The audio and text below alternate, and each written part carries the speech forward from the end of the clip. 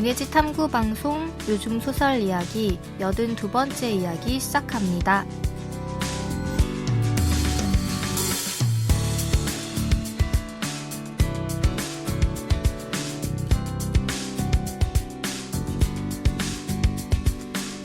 안녕하세요. 저는 KBS 일라디오에서 라디오 프로그램 제작하고 있는 이주영입니다. 네, 안녕하세요. 저는 해방촌에서 문학서점 고요소사 운영하고 있는 차경입니다. 네, 오늘은 저희가 지난 시간에 함께 살펴본 문학과 사회 2021년 본모 계속 이어갈 건데요.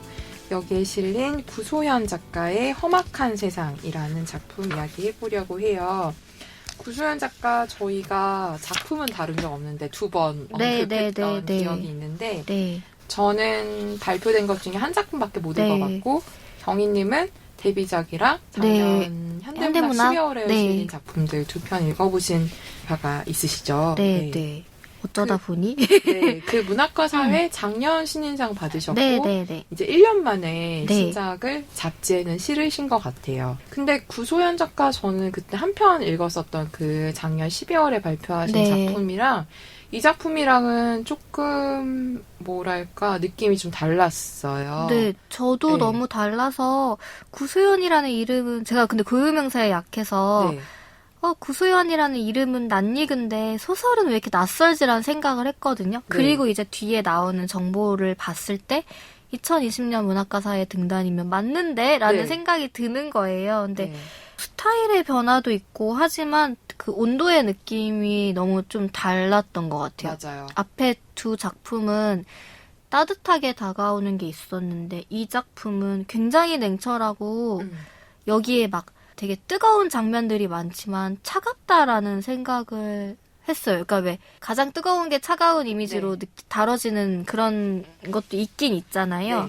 근데 저한테는 이 소설이 굉장히 재련된 철 같고 높은 온도의 그 파란색 불꽃 같고 그래서 저는 약간 이상하게 뭔가 되게 다르다라는 생각을 좀 했던 것 같아요. 유난히 더 여기서 다루는 소재나 등장하는 존재감이 신과 악마 막 이런 거에 대해서도 생각해보게 하고 게임이라는 세계관도 그렇고 좀 저한테는 이상하게 비현실적으로 좀 그런 느낌들이 들어서 되게 그 이미지가 다르다라는 생각? 저도 이제 그런 생각하면서 읽었어요. 네, 그러면 저희가 먼저 줄거리 제가 먼저 간단하게 설명을 해드리고 이야기를 시작하면 일단 여기에 주인공은 진이라는 여성인데요. 이 진은 한국 입양안데 태어나자마자 미국으로 입양된 한국계 미국인이고 한국 이름은 이현진이고 그렇지만 진이라는 이름으로 이 미국 사회에서 약간 주류로 자리 잡은 인물인데요.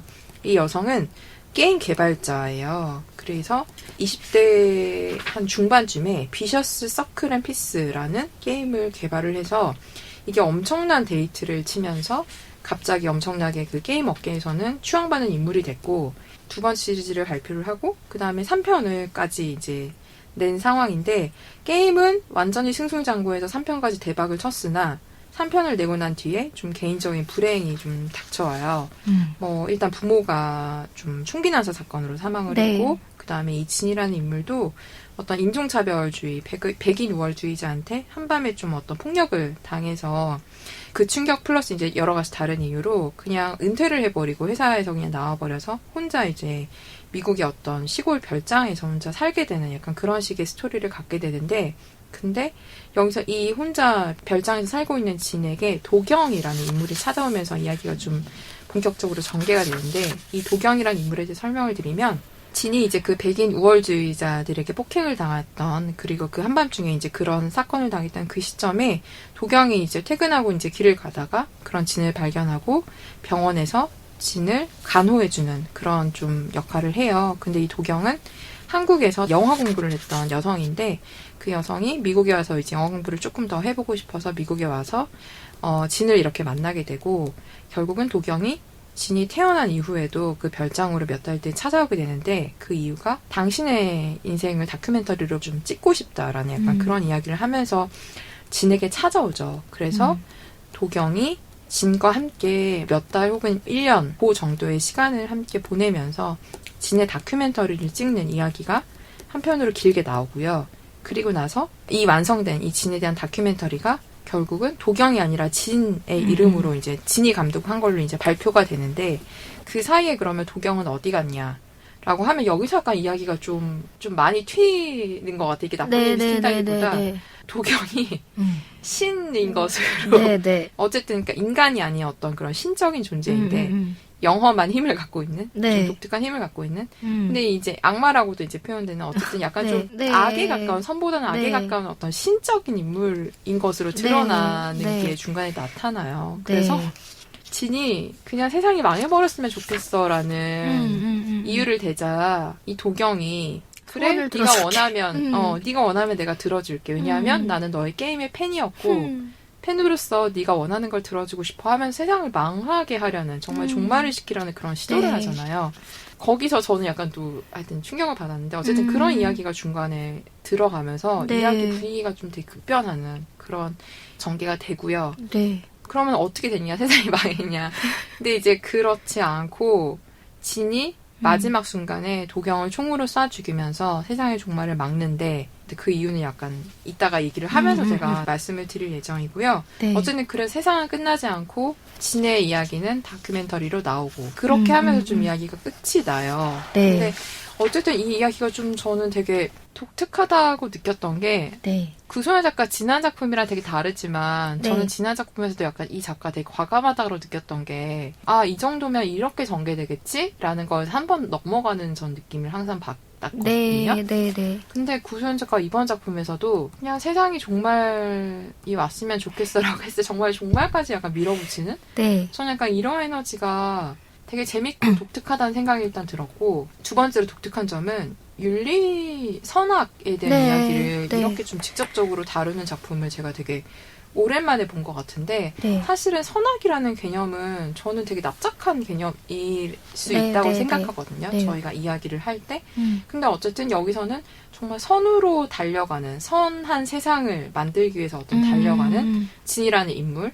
근데 그 진이라는 인물이 선한 세상, 내가 선한 세상을 추구하고자 만들어 나가고자 했던 세상이 약간 좀 무너지면서 여기에 허물을 느끼고 이게 다 무슨 소용이야 하고 그 윤리적인 행위를 약간 포기하는 약간 그런 이야기를 담겨 있어서 약간 그런 선악에 대한 이야기가 여기에 좀 전면적으로 등장하는 것도 좀 재밌었던 것 같고 이야기 자체가 처음부터 끝까지 되게 저한테는 좀 페이지 터너 느낌으로 이야기가 되게 재밌게 흥미진진하게 저한테 흘러가서 그런 부분에서 서사를 되게 재밌게 잘 끌고 가는 힘이 있다라고 생각을 했는데 아쉬운 점부터 먼저 말하자면 저는 마지막에 좀 되게 좋다가 맥이 빠진 순간이 이 도경이 이제 세상을 종말로 몰고 가면서 네가 원하는 거니까 망하게 해줄게라고 해서 망하게 하잖아요.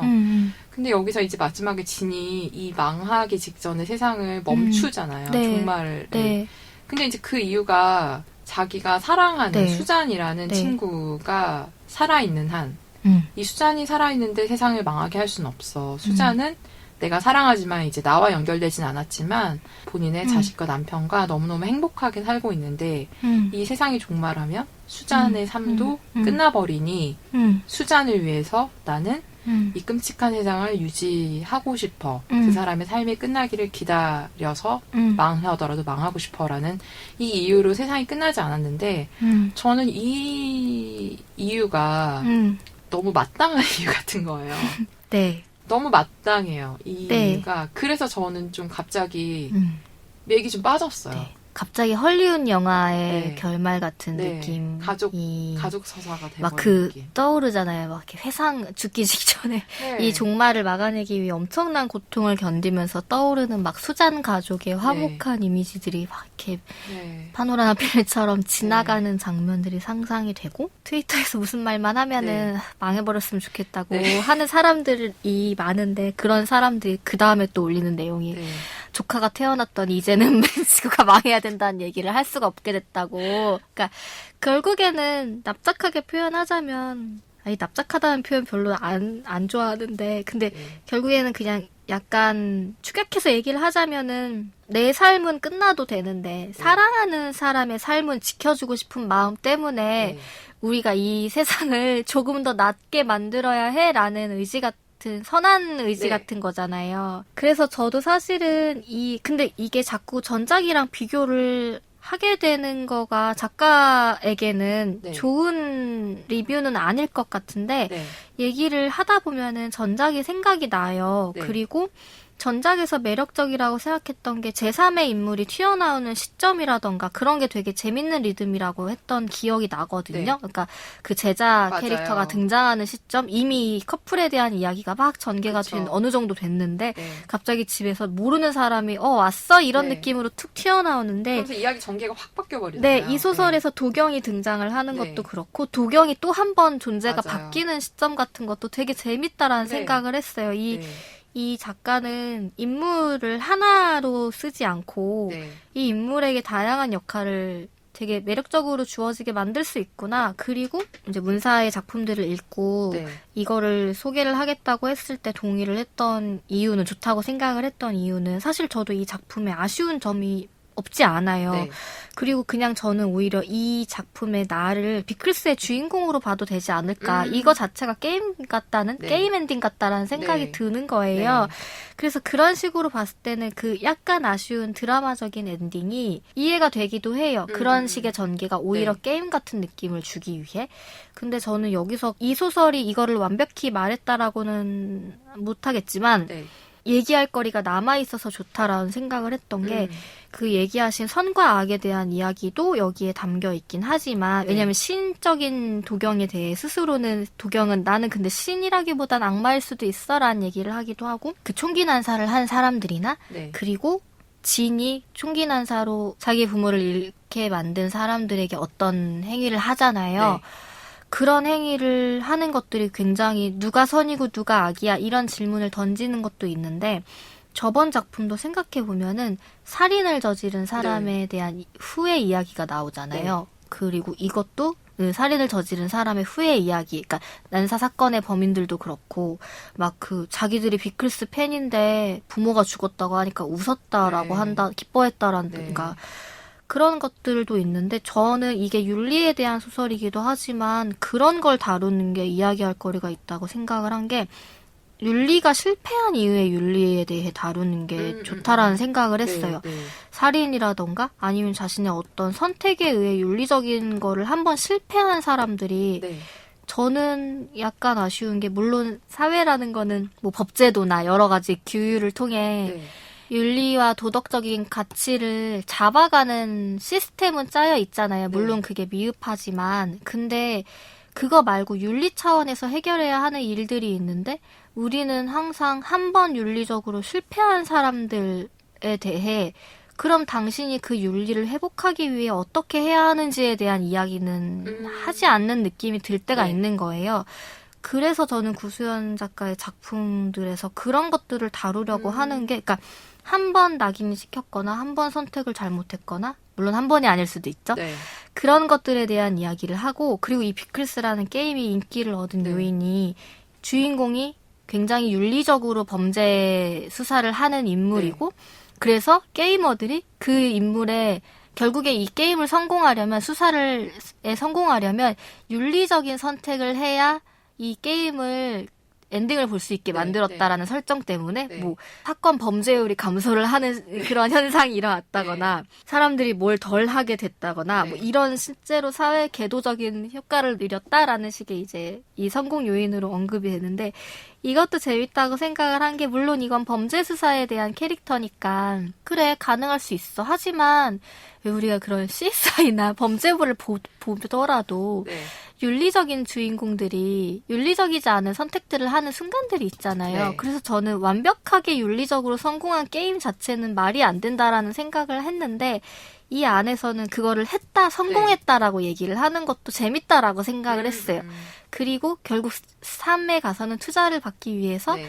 그 윤리적인 주인공이 살인도 저질러도 네. 되고 범죄 해결을 위해서는 그러니까 비윤리적인 인물로 만드는 것도 허용하고 근데 재밌는 건 그러고 났더니 더 대박을 치고 네. 그런 것들에 대해서 완벽한 윤리란 존재할 수 없다라는 거에 대한 입증을 어쩌면 작가가 할 수도 있고, 그리고 실패한 이후에, 윤리에 실패한 이후의 윤리에 대해서 말하려고, 그러니까 그 아까 얘기하신 한 번 더 나아가려고 한다는 지점이 저는 그거 같았어요. 그러니까 네. 그냥 우리가 어떤 지금 많이 소설에서 현실적인 이야기들을 하고 윤리적으로 고뇌하고 옳고 그름을 따질 수 없는 상황들에 대한 이야기들을 굉장히 섬세하게 다루는 작품들이 많은데, 평범했던 내가, 잘 살아보려고 노력했던 내가 윤리적인 선택을 해야 하는 상황에 놓인 이야기들이 있지만, 그것도 너무 네. 가치 있는 이야기지만, 한 번 큰 실수를 해서 회복할 수 없을 만큼의 상처를 입은 인물이 누군가에겐 그게 가해자일 수도 있고, 네. 동시에 피해자일 수도 있고, 이런 인물들에 대한, 저 사람들이 그러면은 그거를 회복하기 위해서는 어떤 윤리를 세워나가야 될까에 대한 이야기를 한 번 더 던져주고 있어서, 네. 그런 면에서는 막 읽고 나서 같이 얘기해 볼 만한 것들이 있지 않을까라는 생각이 들었어요. 그렇게 생각을 하니까 결국에는 그 주제의식 같은 것 때문에 제가 매료가 돼서 네. 마지막에 그런 헐리우드 영화 같은 전개들이 그냥 좀 이렇게 넘어가게 되는, 네. 그냥 이걸 소설적 재미라던가 네네네. 이런 메시지로 좀 네. 흡수하게 된 것도 없지 않아 있는 것 네, 같아요. 말씀하신 것처럼 네. 이 마땅한 결론에 약간 맥이 빠지지만 네네. 진짜 그런 질문들, 그런 고민들을 하게 되는 부분들은 저도 좋다고 생각하고, 또 하나 이제 진짜 마지막에 이제 도경이랑 지금은 연락이 안 되는데 이제 마지막 연락 끊기기 전에 물어볼 게 한 가지 있어, 다큐멘터리를 왜 찍은 거야? 라고 했을 때 도경이 그건 진이 원했던 일이니까요 라고 얘기하잖아요. 네. 그러니까 도경으로서는 도경의 최선인 사랑을 한 거죠. 도경에게는 도경으로서는. 그래서 도경은 이게 사랑이고 이게 내가 할 수 있는 진을 위해 모든 것이라고 생각했었겠지라는 생각을 하니까, 사랑을 한다는 것, 그리고 그 사랑을 한다는 것의 결과로 네. 벌어지는 일들을 우리가 어떻게 판단해야 할까라는 생각도 약간 좀 들긴 들었었어요. 네. 그 재밌는 게 네. 결국 이 신도 실패한 신으로 나오잖아요. 그쵸, 그러니까 네. 종말에도 실패했지만 네. 세상을 선하게 만드는 데에도 실패했고, 그쵸. 저는 이 신이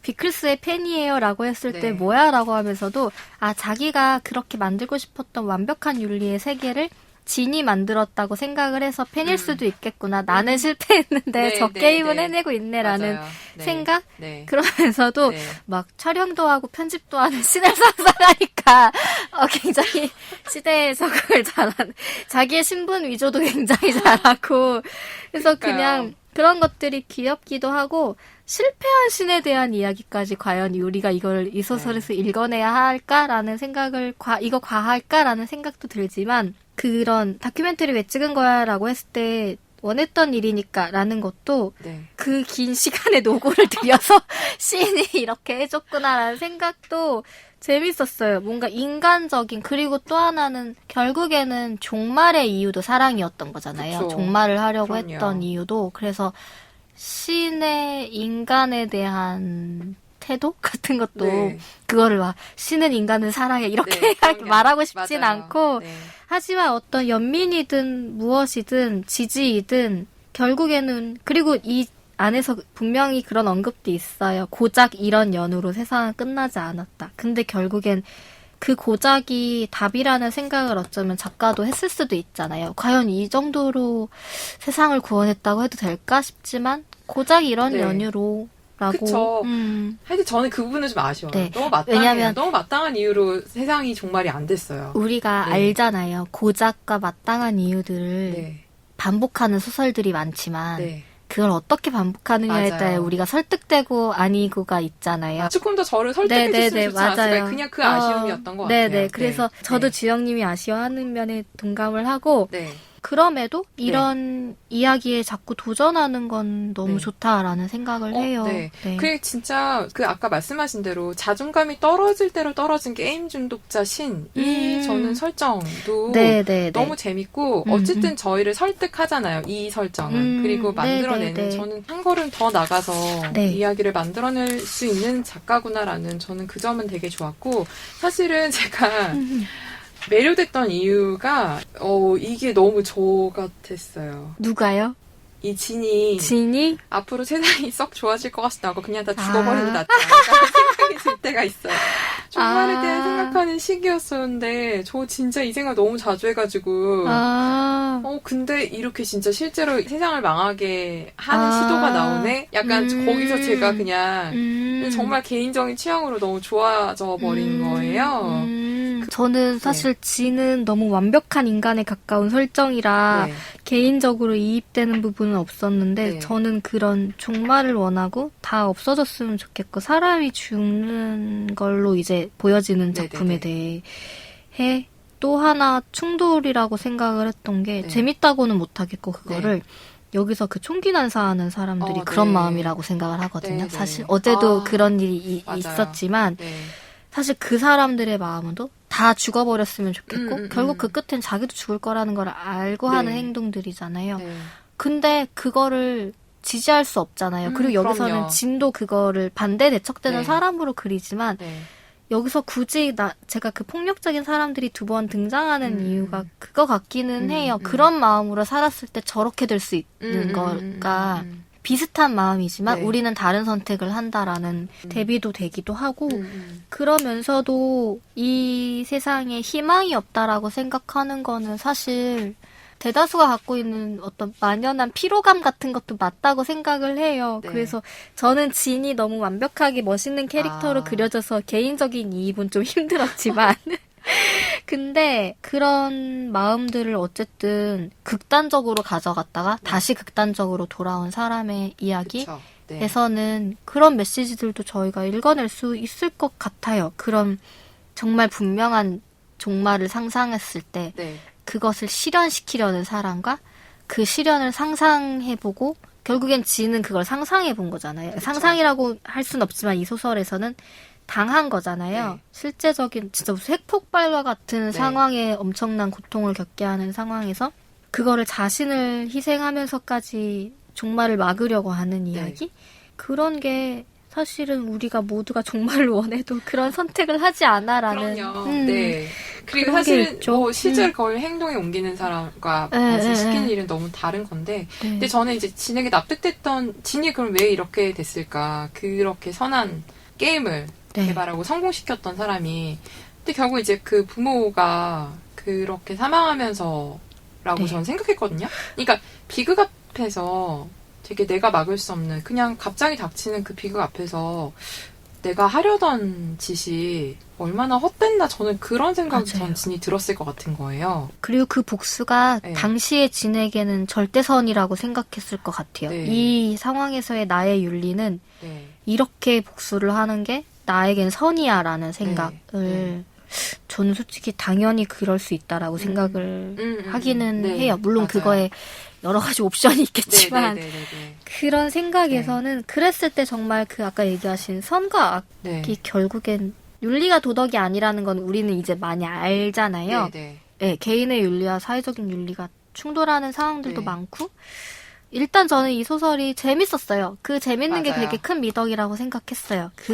읽어가면서 막 윤리니 뭐니 이런 거 생각 안 하고 그냥 이런 막 스타트업 게임 개발 막 이런 것들을 소설에서 이렇게 이야기로 만들어내는 것 자체가 좀 저한테는 신선했어요. 저는 게임을 하진 않아가지고. 저도요.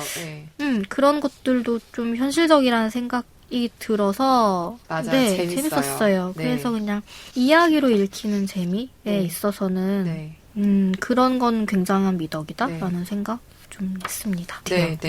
진짜 미드를 정말 재미있는 미드를 한편 보고 있었던 그런 느낌도 약간 좀 들었어서 읽어보시면 재미 보장 일단 그런 그렇습니다. 작품이었습니다.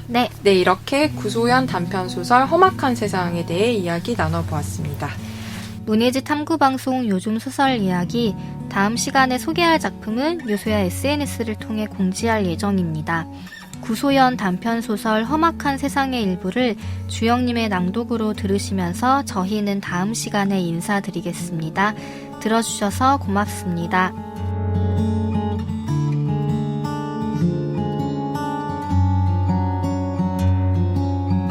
진의 부모님을 포함하여 42명이 사망하고 62명이 크게 다친 사건이었다. 용의자 3명 모두 20대 초반으로 그들은 평소 명문대 학생에 대한 증오심이 강했으며 인터넷 커뮤니티에서 만나 일을 계획했다. 청소업체 직원과 재학생으로 위장해 학교에 진입한 3사람은 강의실 내부에서부터 무차별적인 총격을 시작했다. 곧이어 그들이 피클스 시리즈의 개발자인 진의 부모님이 희생자 명단에 있다는 사실을 알고 몹시 기뻐했다는 기사가 나왔다. 그들 중 한 명은 피클스 시리즈를 자주 플레이했다며 팬이라는 이야기도 꺼냈다고 전했다. 기사를 읽고 일주일이 지났을 때 진은 멀쩡하던 이가 빠져 임플란트를 했다. 저는 그렇게까지 게임 만드는 일을 사랑하지 않아요. 그러니까 이건 순서의 문제예요.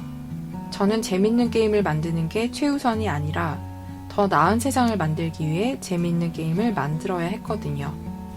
애초에 더 나은 게 뭔지 알지 못하는 상태에서 나아지려고 했던 게 문제였지만요. 신의 대리자처럼 굴었지만 헛된 희망이 가득한 게임을 만들어 사람들을 현혹해 큰 돈을 번 사기꾼에 불과했죠. 저는 저조차 속였어요. 저 자신이 사람들에게 일어나는 비극을 막는데 아주 조금이나마 일조하고 있다고 믿었고 자긍심을 가졌거든요. 그리고 그 사건 이후로는 누구에게나 비극이 동등하게 일어나는 삶에 더 큰 흥미를 느끼게 되었던 것 같네요. 할 수 없는 일은 할 수 없는 일로 놔두고요.